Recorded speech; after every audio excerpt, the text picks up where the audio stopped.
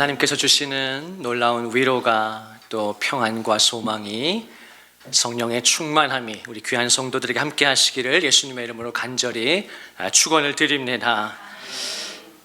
우리가 거듭남에 대해서 제가 말씀을 증거하고 있는데 지난주 설교를 듣고 우리 귀한 성도들께서 거듭남을 확신하게 되었고 또 성령님께서 내 안에 계시다는 것이 믿어졌다, 분명해졌다, 그런 성도들 있어서 감사하고 또 아직은 거듭남에 대해서 잘 모르겠고 아직은 좀 불분명하다, 확신이 없다는 얘기죠. 그런 성도들도 있어서 감사했고 또 아직은 잘 모르겠지만 또 거듭난 것 같진 않은데 거듭나고 싶다, 그렇게 또 나눠주신 성도들이 있어서 제가 참 감사하게 생각했습니다. 우리 성도들께서 이렇게 진지하게 말씀을 듣고 또 이렇게 생각하는 모습들이 참 귀하게 여겨졌어요. 제가 오늘부터 작정하고 요한복음 3장에 나타난 예수님과 니고데모의 대화를 좀 깊이 이렇게 좀 나누려고 합니다. 제가 참 좋아하는 신학자 중에 싱클레어 퍼거슨이라고 하는 그런 스코틀랜드의 신학자가 있는, 아직 살아계십니다. 그 신학자가 있는데 그 퍼거슨이 그런 말을 했어요. 이 요한복음 3장에 나타난 예수님과 니고데모의 대화는 인류 역사상 가장 중요한 대화다.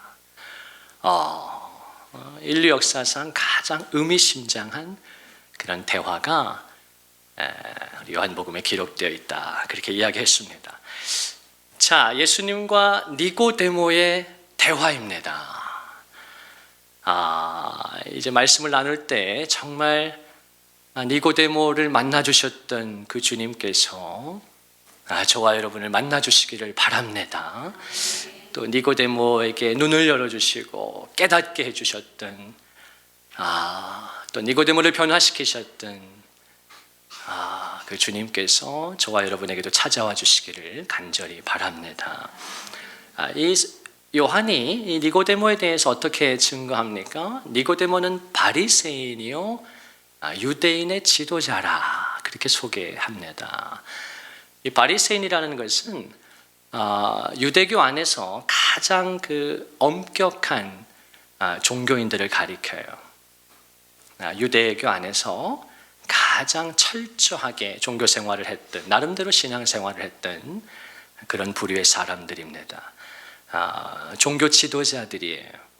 대부분 성경에 정통한 사람들입니다. 사도 바울도 자신을 바리새인이라고 소개하죠. 종교 지도자들이에요.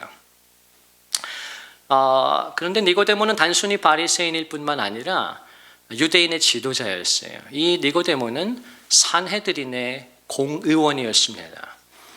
당시에 유대에는 산헤드린이 있었는데요. 이 산헤드린이 뭐냐면 유대 최고의 의회 기관입니다. 여기서는 재판권도 가지고 있고요, 또 정치와 행정의 모든 권력을 이 한 기관이 가지고 있어요.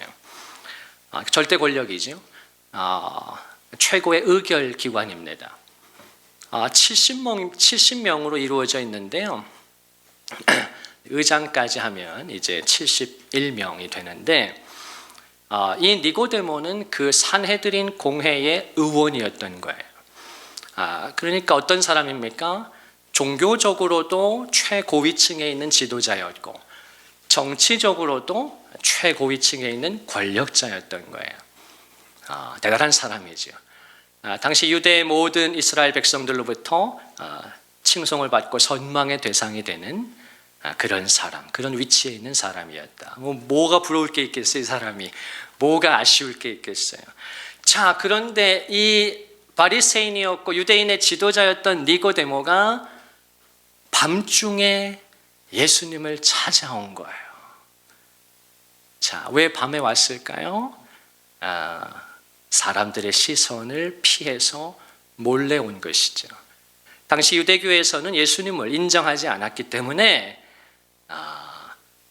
그 유대교의 지도자였던 니고데모가 몰래 밤중에 예수님을 독대하기를 청한 것입니다.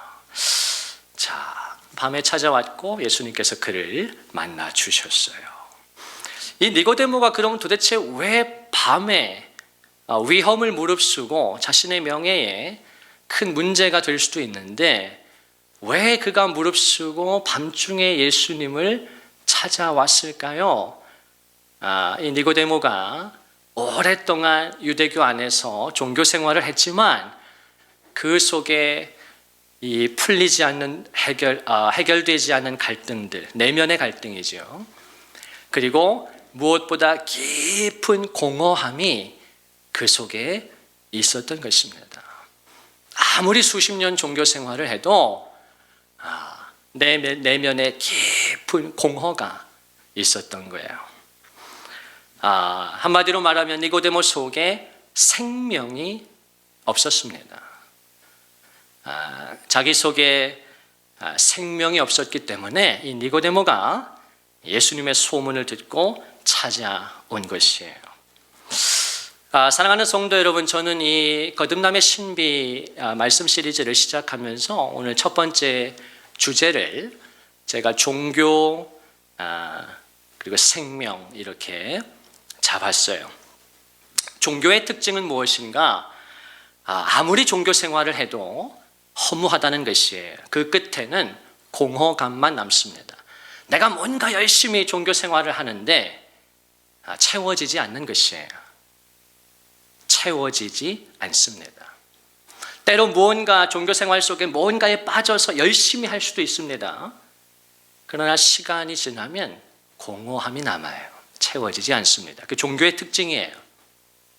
왜냐하면 그 속에 생명이 없기 때문이에요. 그런데 이 요한복음의 주제가 되는 생명, 조회, 예수님께서 거듭거듭 나는 너희에게 생명을 주러 왔다고 말씀하셨고 그 자신이 생명이라고 계시하셨는데 나는 길이요 진리요 생명이다. 나는 부활이요 생명이다. 나는 생명의 떡이다. 예수님이 거듭거듭 자신을 생명이라고 계시하셨거든요.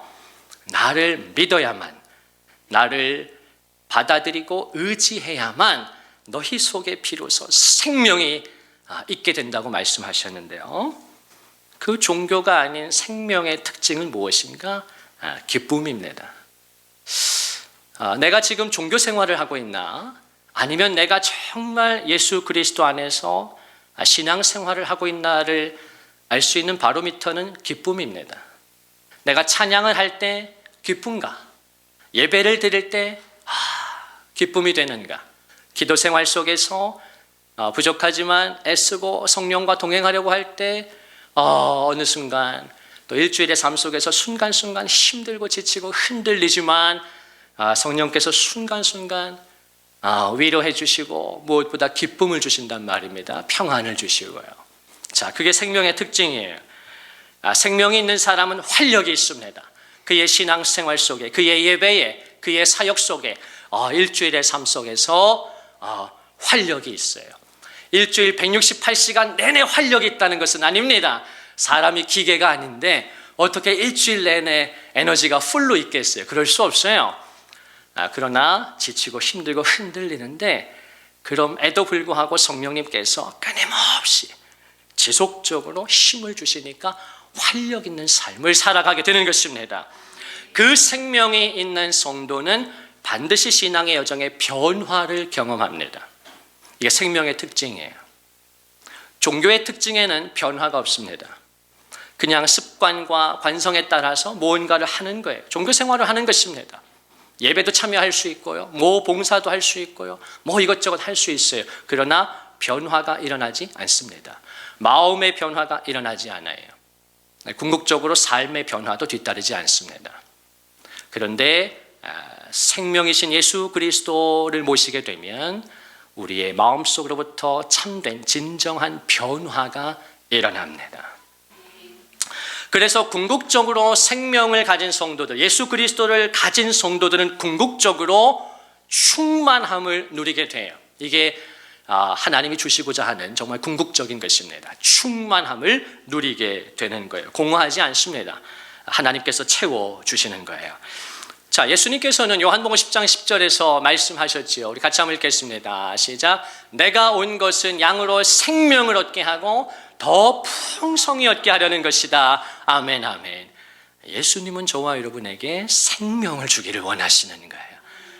기쁨을 주시고 변화를 주시고 충만함을 주시고 평안을 얻게 해주시길 원하는 것이고, 그것이 더 풍성해진다. 활력이 넘치게 되는 것입니다. 그리스도 안에서 성장하게 되고요, 또 성숙해져 감으로 다른 연약한 지체들을 도울 수 있을 만큼 그렇게 우리가 된다는 것이에요. 이게 생명의 특징입니다. 골로새서 3장 16절에서도 이렇게 말씀하는데요, 바울의 기도인데요, 같이 한번 읽겠습니다. 시작. 그의 영광의 풍성함을 따라 그의 성령으로 말미암아 너희 속사람을 능력으로 강건하게 하시오며 믿음으로 말미암아 그리스도께서 너희 마음에 계시게 하옵시고 너희가 사랑 가운데서 뿌리가 박히고 터가 굳어져서 능히 모든 성도와 함께 지식에 넘치는 그리스도의 사랑을 알고 그 너비와 길이와 높이와 깊이가 어떠함을 깨달아 하나님의 모든 충만하신 것으로 아멘, 아멘, 아멘. 자, 그의 영광의 풍성함을 따라 예수님께서는 우리에게 생명을 주시고 풍성함을 주신다고 그랬어요. 바울이 에베소 교회 성도들을 위해서 기도할 때 하나님의 그 영광의 풍성함을 따라서 그의 성령으로 말미암아 너희 속사람을 능력으로 강건하게 하시기를 원한다. 할 수만 있다면 우리 성도들께서 이 골로새 3장 16절의 기도를 매일 하셔야 돼요. 얼마나 소망이 되는 말씀인지 모릅니다. 우리의 속사람을 성령께서 능력으로 강건하게 해주신다는, 우리의 속사람을 우리의 내면을 말입니다. 왜 그렇죠? 그렇지 않으면 우리는 일주일을 살아가면서 너무나 많이 흔들리기 때문이에요. 얼마나 삶의 변수가 많습니까? 변수가 많은 게 아니라 인생은, 삶이라고 하는 건 변수로 가득 차 있습니다. 변수로 가득 차, 예기치 못한 일들이 일어나기 때문에 사람을 통해서도, 어떤 사건을 통해서도, 질병을 통해서도, 사고를 통해서도 끊임없이 우리의 삶에 변수가 일어나니까 힘든 거예요. 힘든 것입니다. 점점 마음이 강팍해집니다. 또 어떤 일이 터질지 않을까? 또 어떤 사람이 나를 힘들게 하지 않을까? 그 사람으로 인한 스트레스. 잠언 말씀에 보면 근심은 사람으로 하여금 뼈를 마르게 한다고 그랬잖아요. 뼈가 마르는 거예요. 근심이 얼마나 고통스러운지 몰라요. 삶이라는 게 흔들리고 지치고 마음이 그냥 굳어집니다. 그런데 교회는 안 다닐 수 없으니까 나온단 말이에요. 자, 그 상태로 수개월, 수년, 수십 년을 종교 생활을 하다 보면 어떻게 될까요? 결국 아까 말씀드린 것과 같이 공허함과 생명 없는 그렇게 악순환이 반복되는 것이에요. 이 바울의 기도가 너무 중요합니다. 우리 16절만 한번 읽어볼까요? 저 앞에 3절에 16절인데요. 다시 한번 읽겠습니다. 정말 하나님, 이 은혜가 저에게 필요합니다. 그런 마음으로 같이 한번 기도하는 마음으로 바울의 기도를 고백하겠습니다. 시작. 그의 영광의 풍성함을 따라 그의 성령으로 말미암아 나의 속사람을 능력으로 강건하게 하옵소서. 아멘, 아멘. 그 하나님의 영광의 풍성을 따라 성령으로 말미암아 하나님 내 속사람을 능력으로 강하게 해주셔야 됩니다. 저는 흔들리기 쉬우니, 상처받기 쉬우니, 또 마음이 굳어지고 또 마음속으로 미워하고 살인하고 그렇게 살 수밖에 없으니 성령께서 내 마음을, 내 속사람을 강건하게 해주시기를 바랍니다. 이것이 성도의 매일의 기도가 되어야 할 줄로 믿습니다. 믿음으로 말미암아 그리스도께서 너희 마음에 계시게 하옵시고 믿음으로 말미암아 주님이 늘 내 안에 계시는 걸 깨달아야 합니다. 너희가 사랑 가운데 뿌리가 박히고 터가 굳어져서 능히 모든 성도와 함께 지식에 넘치는 그리스도의 사랑을 알아. 우리가 말씀을 통해서 성경을 읽고 또 주일에 설교를 들음으로 말미암아 영적 지식이 자라납니다. 세상 지식으로만 채우려고 하지 마시고 영적 지식이 나를 채워줘야 돼요. 하나님을 아는 지식이 내 안에 거해야 합니다. 그럴 때 흔들리지 않게 되는 것이고 변수에도 담대히 대처할 수가 있는 것입니다. 그 지식에 넘치는 그리스도의 사랑을 알아서 그 넓이와 길이와 높이와 깊이가 어떠함을 깨달아. 자, 궁극적인 바울의 기도가 무엇입니까? 하나님의 마음이 뭐예요? 마지막 19절 같이 읽습니다. 시작.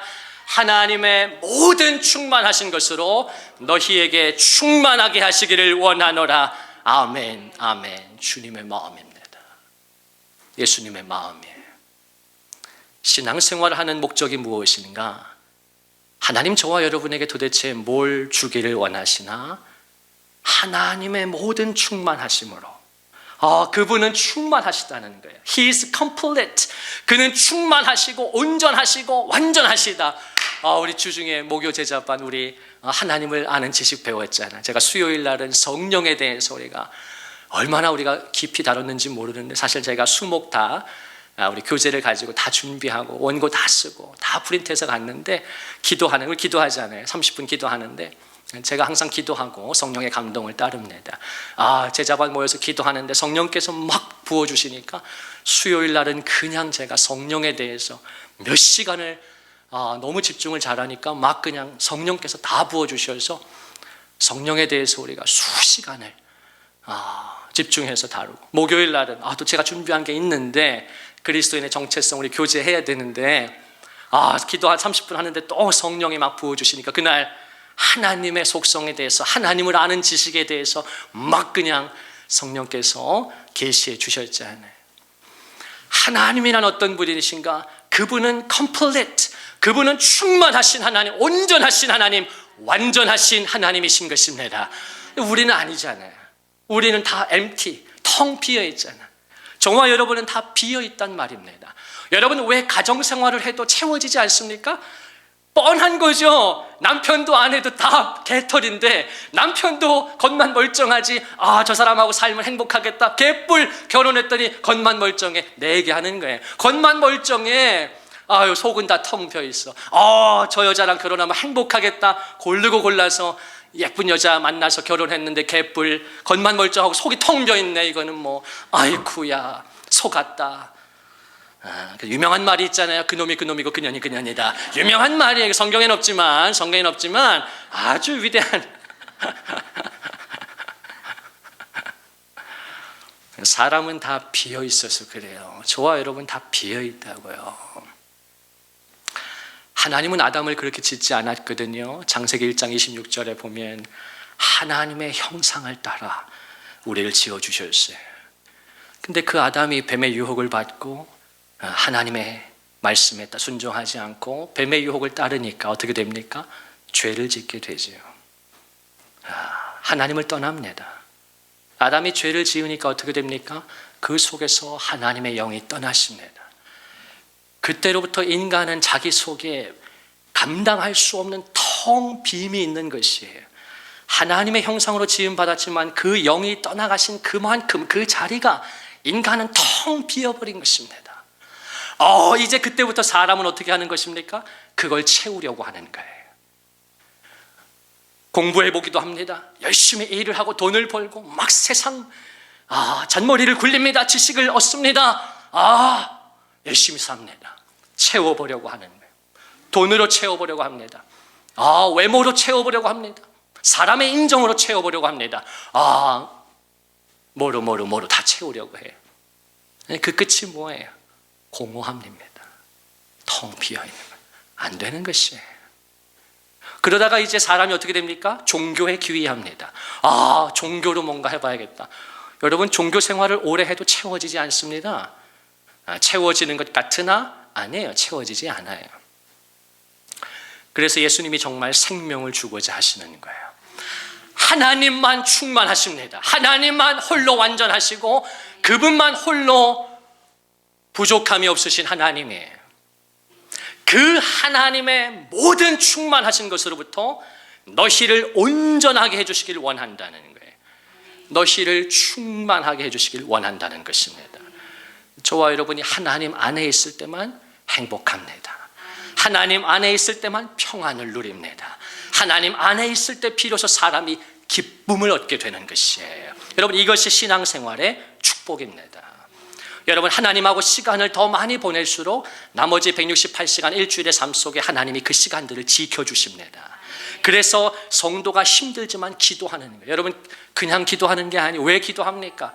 기도하는 사람들은 안 힘든가요? 비속어가 나올 뻔했는데 많이 힘들어요. 한 기도의 사람이 말한 것처럼 기도라는 것은 온몸의 진액을 짜내는 작업과 같아요. 너무너무 고통스러운 거예요. 그런데 왜 새벽을 깨워서 기도하고 저녁마다 기도하고 잠 못 이루며 기도하고 왜 날마다 기도합니까?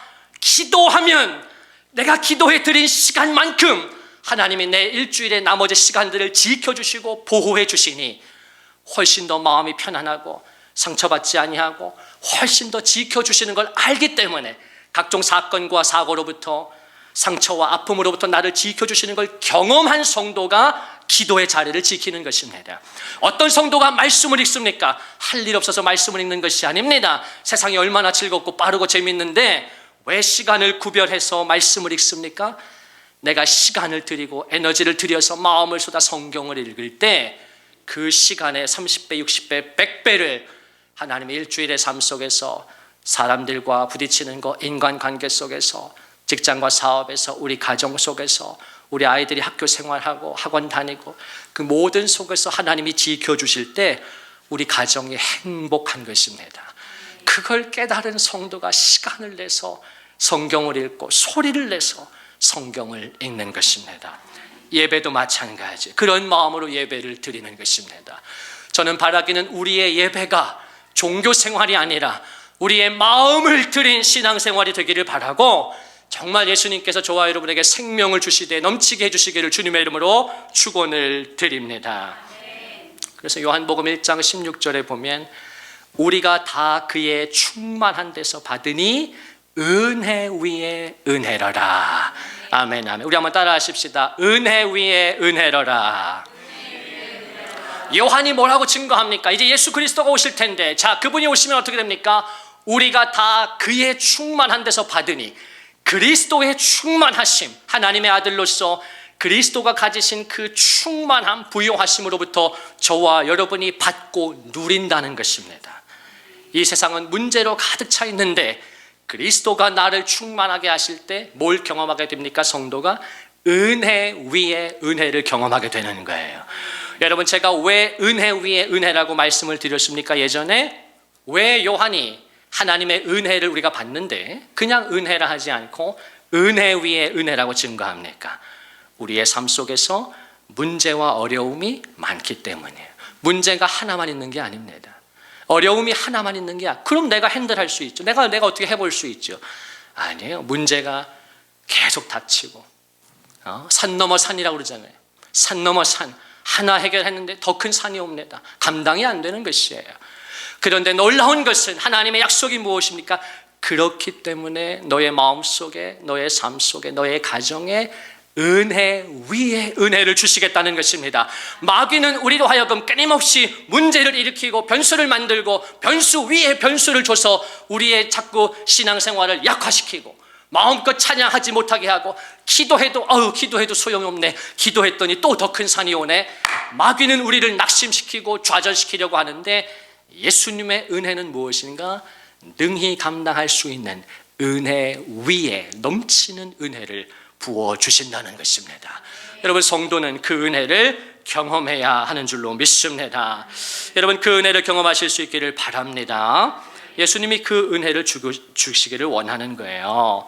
자, 요한복음 5장에서 주님이 이런 아름다운 말씀을 하시죠. 같이 읽습니다. 시작. 내가 진실로 진실로 너희에게 이르노니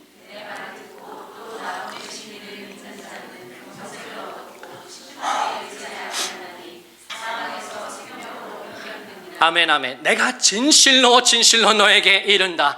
꼭 너에게 알려주고 싶다는 것이에요. 내 말을 듣고 나 보내신 이를 믿는 자는 영생을 얻었고 심판에 이르지 아니하나니 사망에서 생명으로 옮겼느니라. 아멘, 아멘. 저와 여러분이 예수님을 믿으면 내 죄를 인정하고 예수님의 구원자 되심을 받아들이고 그분 앞에 내 삶을 의탁할 때, 그분께 내 삶을 드릴 때 놀랍게도 어떻게 된다는 것입니까? 저와 여러분은 사망에서 생명으로 옮기게 되어졌다는 것이에요. 나 혼자 살던 삶이 사망 아닙니까? 하나님 없이 내 힘으로 해보려고 아둥바둥 쳤던 지난 내 삶이 사망과 같은 죽음과 같은 삶 아닌가요?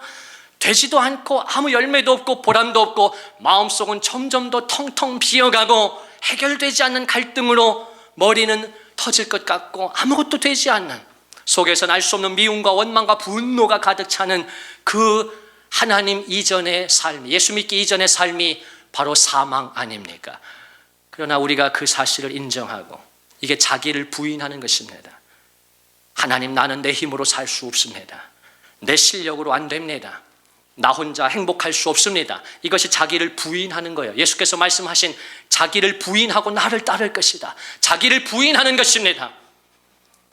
그 성도가 하나님을 철저하게 의지하게 될 때 하나님은 영원한 생명으로 아름다운 삶으로 우리를 인도해 주시는 줄로 믿습니다.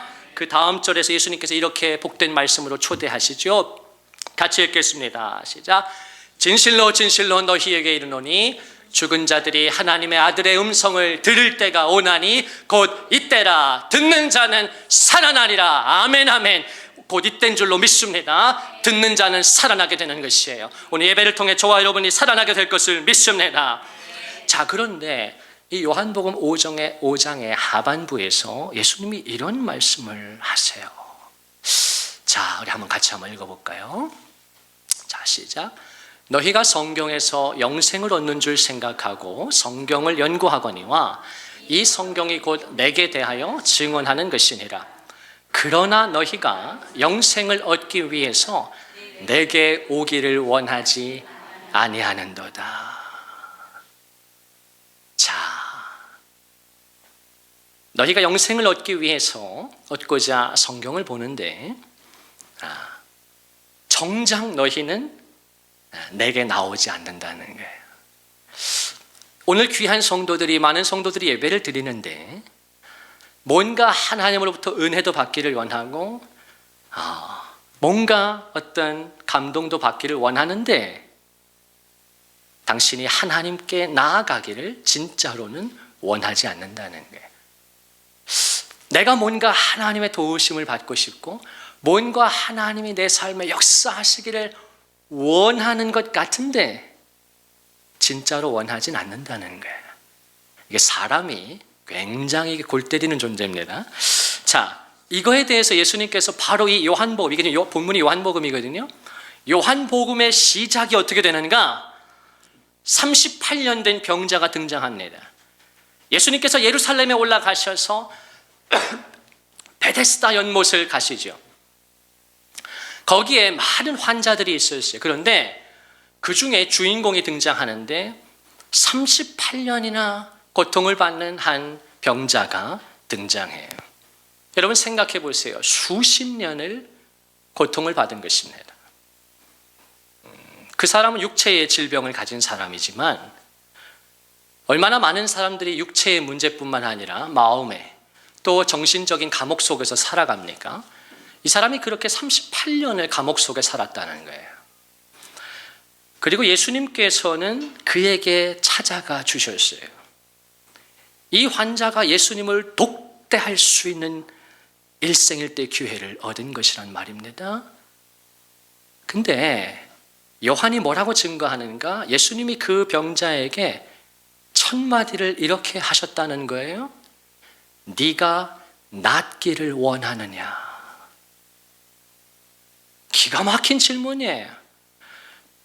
그 앞에 있는 말씀 보면 예수께서 그 병자의 그 병이, 그 고통이 오랜 줄을 아셨다고 그랬어요. 수십 년간을 고통에 쩔어있는 한 사람을 주님이 알고 찾아가셨는데 상태가 심각한데 그 사람에게 주님이 하셨던 첫 번째 말씀은 사랑하는 아들아, 딸아, 네가 정말 낫고자 하느냐? 무슨 말씀일까요? 아니, 당연히 낫기를 원하죠. 주님, 내가 지금 이 상태인다. 이 지경으로 내가 어떻게 멸시천대를 감내하고 살았는데 낫기를 원하나니요? 아니요. 요한은 그 병자의 대답을 놀랍게도 이렇게 증거하죠. 그가 핑계를 대기 시작합니다. 주님 이러이러한 상황인데 내가 저 연못에 내려가서 치유를 받아야 되는데 나는 몸이 불편한지라 다른 사람들이 나를 도와주지 않아서 저 못에 넣어주지 않아서 내가 이러고 있습니다.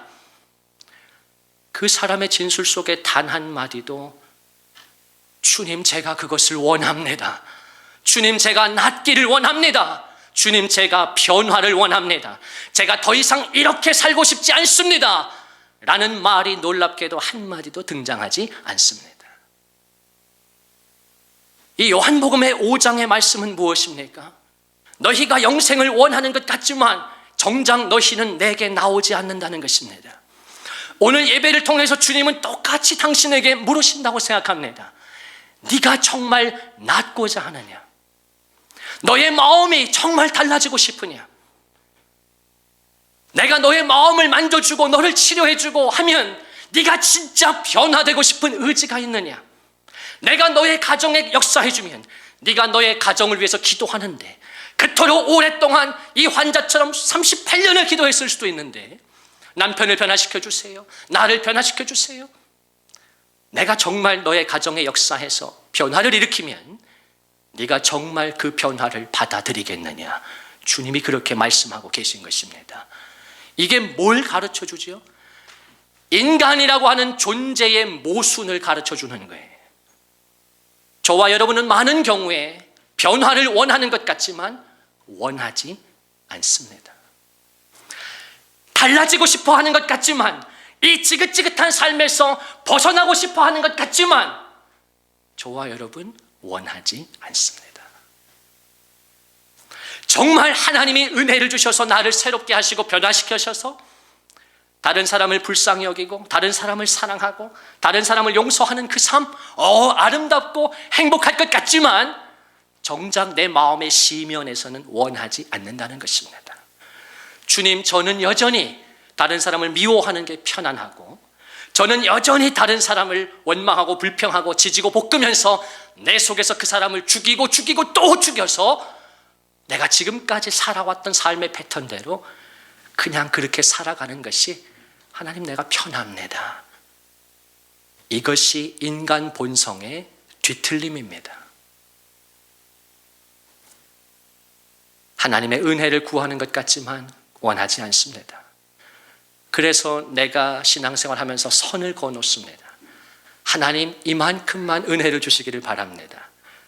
그 이상 막 깊은 은혜를 주셔서 막 내게 역사하시고 막 우리 가정에 역사하시면 그건 곤란합니다. 이만큼만 은혜를 주시기를 바랍니다. 왜 그렇죠? 진정한 은혜와 변화를 원하지 않는 것입니다. 하나님의 성품에 대한 깊은 오해를 가지고 있기 때문이에요. 하나님은 정말로 그분의 모든 충만하심으로 저와 여러분을 충만하게 하시기를 원하는데 이 죄악된 세상에서 마귀의 유혹을 받은 저와 여러분은 그렇게 되면 큰일 날 것 같은, 하나님께 내 마음 전부를 내어드리면 정말 큰일 날 것 같은 그 두려움과 여러 가지 삶의 경험 속에서, 뒤틀린 경험들 속에서 제한된 마음을 가지고 있는 인간이 진실로 그의 삶을 하나님께 드리기를 원하지 않는다는 것이에요. 그럼에도 불구하고 주님이 이 38년 된 환자에게 변명하고 엉뚱한 소리를 하지만 그래도 주님이 그 환자를 불쌍히 여기셔서 고쳐주시죠. 일어나서 내 자리를 들고 걸어가라. 자, 일어나서 내 자리를 들고 걸어가라는 건 무슨 말씀입니까? 이제 그 자리에서 일어나라는 것입니다. 너의 그 가정에서 계속해서 그렇게 미워하고 지지고 볶지 말고 거기서 너부터 일어나라는 것입니다. 너의 상처를 곱씹고 지난날에 내가 상처받았던 것, 배우자에게 상처받았던 것, 시부모에게 상처받았던 것, 삶의 자리에서, 직장에서, 사업장에서 끊임없이 타인으로부터 받았던 상처를 벗어버리고 용서하고 훌훌 털어버려서 새로운 존재로 살아가기보다 지난날 내 과거와 그 상처 여전히 내 속에서 곱씹고 생각하고 미워하고 분노하고 오히려 막 그냥 니체처럼 분노가 나의 힘이라고, 나를 죽이지 않는 모든 것은 나를 강하게 만들 뿐이라고, 얼마나 많은 사람들이 그렇게 살아갑니까? 결국 니체도 정신병으로 죽은 거 아닙니까? 그 끝은 그렇게 비참한 것입니다.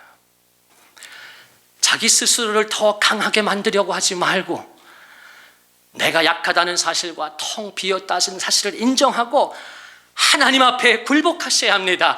하나님 앞에 엎드리셔야 합니다. 하나님 앞에 항복하셔야 합니다. 그때 고린도후서 12장에 약속하신 것처럼 내가 약할 때 곧 강함이니라.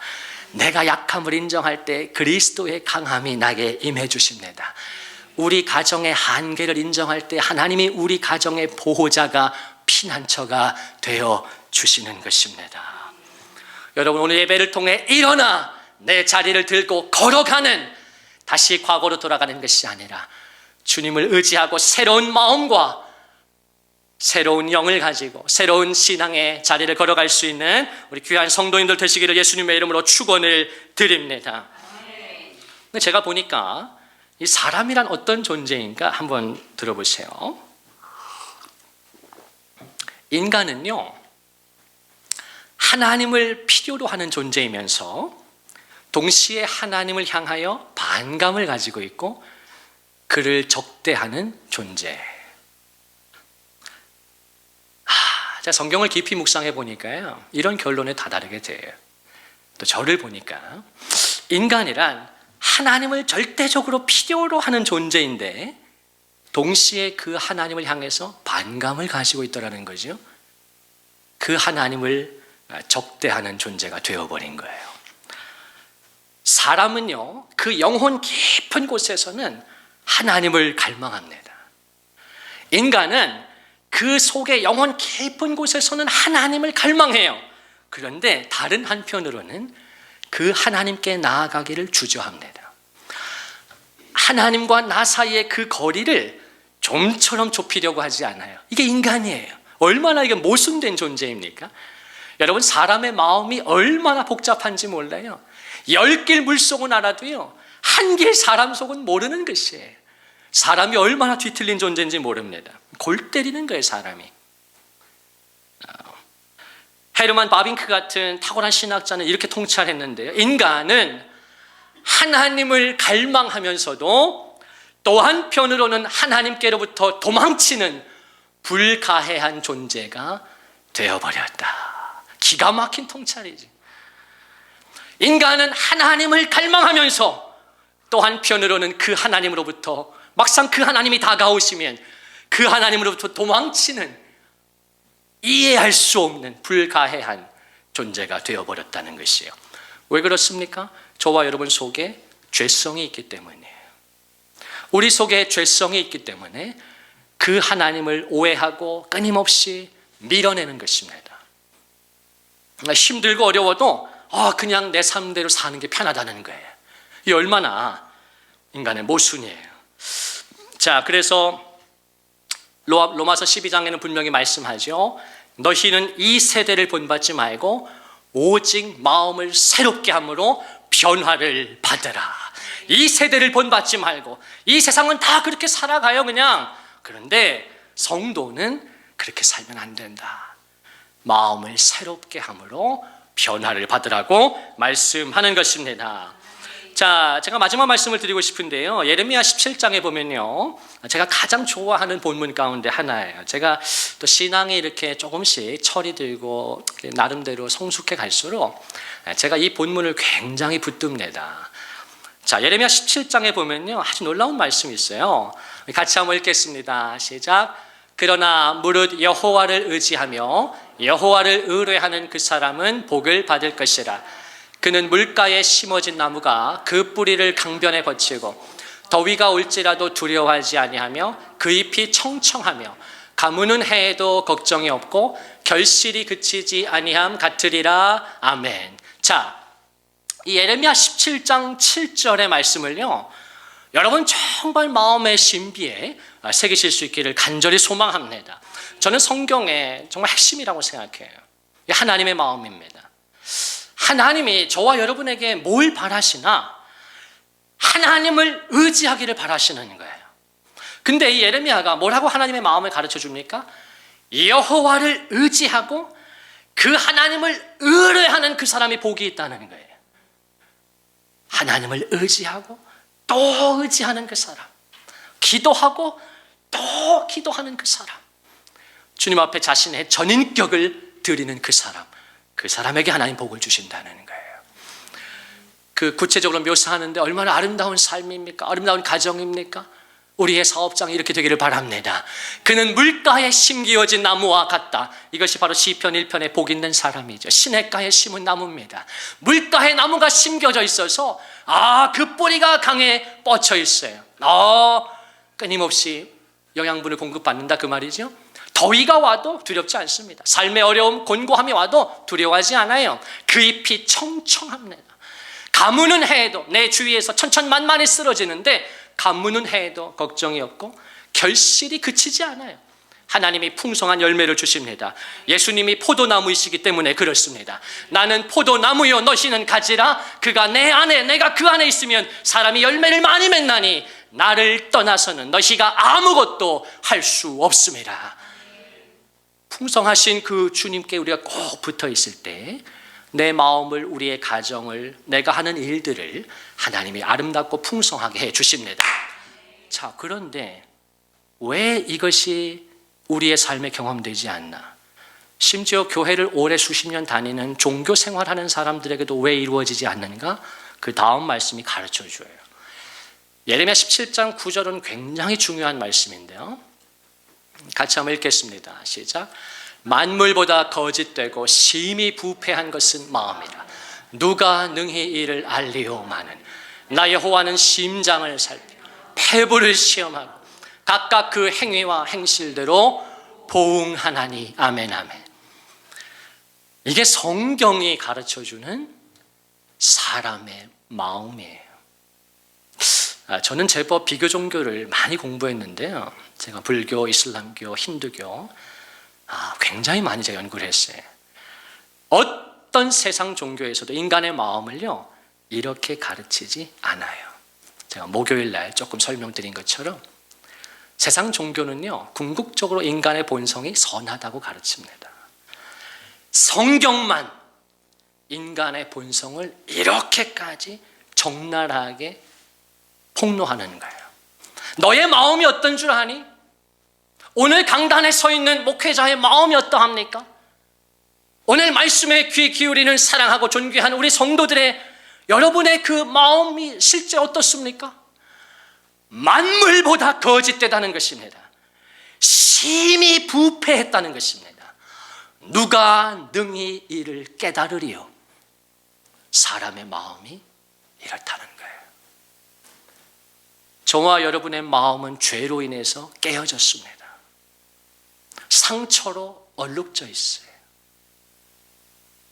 저와 여러분의 마음은 주님이 없으면요 죄로 인해 깨어지고 갈라지고 상처로 그냥 얼룩져 있는, 거기에 그냥 생채기가 나고 끊임없이 고통받고 헤어나올 수 없는 부패한 마음을 가진, 이것이 하나님 없는 인간의 실체예요. 그런데 하나님께서 우리의 심장을 살피시고 폐부를 시험하셔서 각각 그의 행위와 행실대로 보응한다 그랬습니다. 여긴 두 가지를 가르쳐 주는데요.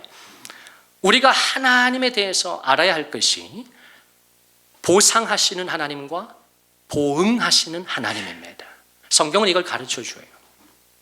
히브리서 11장 6절에 보면요, 믿음이 없이는 하나님을 기쁘시게 하지 못하나니 하나님께 나아가는 자는 반드시 그가 계신 것과 그가 자기를 찾는 자들에게 상 주시는 이심을 믿어야 할지니라. 아멘. 하나님께서 믿음으로 살아가는 저와 여러분에게 반드시 아름다운 것으로 보상하시는 하나님이라는 거예요. 자, 그런데 그런 말씀만 있는 게 아니에요. 갈라디아 6장 7절에 보면요, 스스로 속이지 말아라. 하나님은 만홀이 업신여김을 받지 아니하시나니 사람이 무엇으로 심든지 그대로 거두느니라. 스스로 속이지 말라는 것입니다. 하나님 앞에 진실하고 순수해야 한다는 것입니다.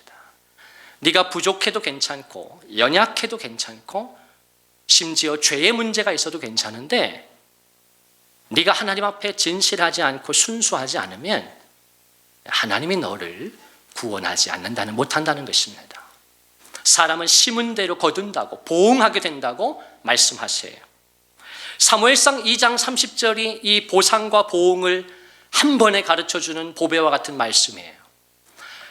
나를 존중히 여기는 자를 내가 존중히 여기고 나를 멸시하는 자를 내가 경멸하리라. 우리 하나님이 어떤 하나님이신가? 저와 여러분이 하나님의 그 속성을 배워야 되는데요, 이 성경이 증거하는 하나님은 어떤 분이신가? 자기를 존중하는 자, 하나님을 존중하는 자들에게는 하나님이 그 사람을 존중히 여기신다는 거예요. 그 개인과 가정과 마음과 그 사람이 하는 일들 속에 하나님이 반드시 보상해 주신다는 것입니다. 그런데 나를 멸시하는 자, 하나님을 우습게 여기는 자들에게는 하나님께서 그 사람을 경멸하신다는 거예요.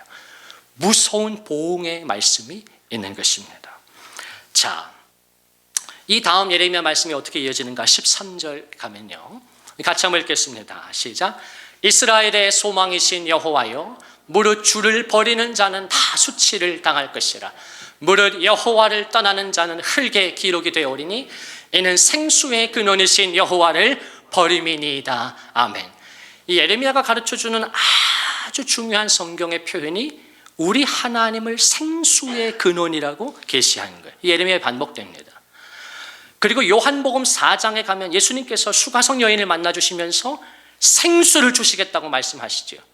요한계시록의 마지막 성경이 어떻게 끝납니까? 요한계시록에는 거듭 생명수가 나타나요. 예수 그리스도입니다. 하나님만이 우리의 생수가 되어주시는 거예요. 목마르지 않고 공허하지 않고 충만한 것입니다. 그런데 인간의 실상을 어떻게 성경이 묘사하는가? 그 생수의 근원이신 하나님을 떠났다는 거예요. 헤르만 바빙크의 표현대로라면 그 생수의 근원이신 하나님으로부터 도망친다는 것입니다. 이 앞에 있는 예레미야 2장 13절에 보면요, 성경이 가르쳐주는 아주 중요한 죄의 본질이 나와 있어요. 같이 한번 읽어보실까요? 시작. 내 백성이 두 가지 악을 행하였나니 곧 그들이 생수의 근원 되는 나를 버린 것과 스스로 웅덩이를 판 것인데 그것은 그 물을 거두지 못할 터진 웅덩이들이니라. 아멘. 이것이 성경이 하나님께서 가르쳐주는 우리의 죄입니다. 뭐라고 증거합니까? 생수의 근원이신 하나님을 버렸다는 거예요. 하나님을 의지하지 않는 것입니다. 또 하나님을 의지하는 것 같으나 여전히 자기 힘으로 사는 것입니다. 그런데 그 사람은 어떻다고 묘사합니까? 그렇게 자기 힘으로 살아가는 사람들은 스스로 웅덩이를 판 것과 같다. 그런데 그 웅덩이는 터져 있어서 아무리 내가 노력하고 돈을 벌고 그 웅덩이에 내가 채우려고 해도 근원이 터져 있기 때문에 채울 수 없다는 것입니다. 다 안개와 같이 사라진다는 것이에요. 자, 마지막 말씀. 그래서 아까 그 예레미야 17장의 그 본문의 마지막 14절이 어떻게 끝납니까? 하나님은 우리는 생수의 근원이신 그 여호와를 버렸는데 그때 어떤 사람들이 등장하게 됩니까? 주님을 의지하는 사람들이 나타나게 돼요. 자, 같이 읽겠습니다. 시작. 여호와여, 주는 나의 찬송이시오니 나를 고치소서. 그리하시면 내가 낫겠나이다. 나를 구원하소서. 그리하시면 내가 구원을 얻으리이다. 아멘, 아멘. 이것이 주님의 마음입니다. 이 은혜를 주님은 주고 싶어 하는 것이에요. 그런데 하나님은 여러분을 하나님의 형상대로 지었기 때문에 당신의 인격으로 주님 앞에 이렇게 고백하지 않고 마음을 드리지 않으면, 내가 이것을 원한다고 하지 않는 한 하나님 당신의 삶에 나타나지 않습니다. 당신이 진정한 변화를, 영적인 성장과 성숙을 정말로 갈망하고 주님 앞에 나아가셔야 하는 거예요. 여호와여, 주는 나의 찬송이시니 주님만이 나를 복되게 하실 수 있는 유일한 주권자시니 나를 고쳐주십시오. 우리 가정을 고쳐주십시오. 내 깨어진 마음, 부패한 마음, 뒤틀린 마음을, 내 마음을 고쳐주십시오. 그러면 내가 낫겠나이다. 하나님의 형상을 회복하고 주님 앞에 바른 마음으로 예배하게 될 것입니다. 나를 구원하소서. 주님, 우리 가정을 구원하소서. 그러면 우리 가정이 구원을 얻을 것입니다. 여러분이 진정한 은혜가 우리 귀한 성도들에게 간절히 축원합니다.